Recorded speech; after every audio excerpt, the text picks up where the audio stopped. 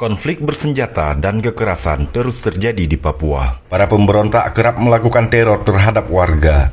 Ada luka di setiap peristiwa. Ada cerita penuh tangisan. Goresan derita terukir di wajah penuh ketakutan. Demi kepentingan yang entah untuk siapa, jiwa mereka dipertaruhkan. Tak jarang kelompok bersenjata melakukan tindakan yang merugikan rakyat jelata.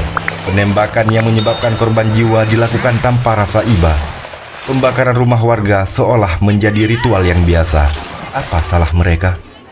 Hak asasi seolah sirna.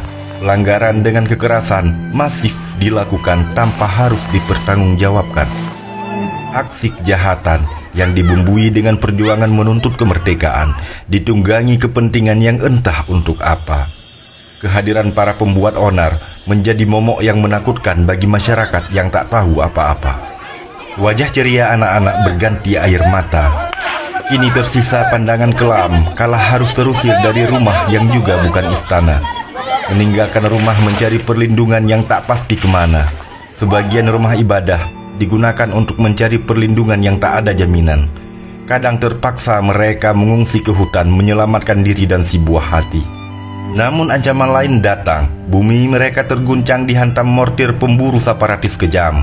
Masyarakat bagaikan kubangan di antara dua gajah yang bergelut mencari kemenangan. Kemana mereka mengadu?